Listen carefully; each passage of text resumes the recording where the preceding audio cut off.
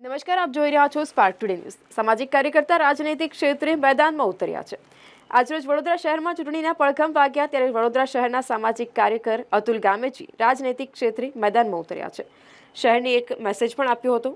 કહ્યું કે ઇલેક્શન આવે છે ત્યારે નેતાઓ હાર પહેરી અને ફોર્મ ભરવા નીકળી જાય છે, ત્યારે હું અતુલ ગામેજી ચપ્પલનો હાર પહેરી પ્રજાના પ્રશ્નોને વાચા આપવા માટે કલેક્ટર સમક્ષ લોકસભા ઇલેક્શનનું ફોર્મ ભરવા માટે આવ્યો છું।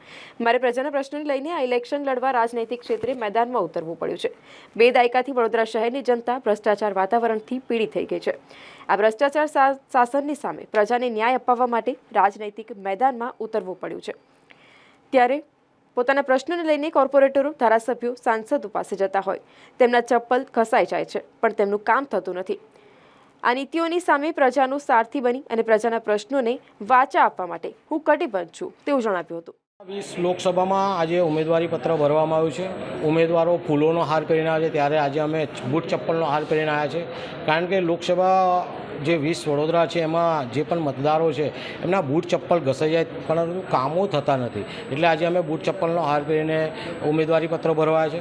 સાથે વડોદરા શહેર સંસ્કારી નગરી, મચ્છર નગરી નામ પડી ગયું છે, વડોદરા ખડોદરા થઈ ગયું છે।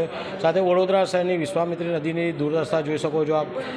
મહત્ત્વની બાબત એ છે કે માન્ય મુખ્યમંત્રી સાહેબ આવીને જ્યારે કહેતા હોય કે વડોદરા પાછળ કેમ, અમદાવાદ સુરત આગળ છે તો વડોદરા પાછળ કેમ, ભારતીય જનતા પાર્ટીના પ્રમુખ પણ આ શબ્દો વાપરતા હોય, ત્યારે લોક લાગણી અને મુખ્યમંત્રીની લાગણીને ધ્યાનમાં રાખીને આજે અમે વડોદરા શહેરના સામાજિક કાર્યકરો ભેગા થઈને નક્કી કરીને વડોદરા 20 લોકસભામાં આવેદન જે ઉમેદવારી છે અમે કરી રહ્યા છે।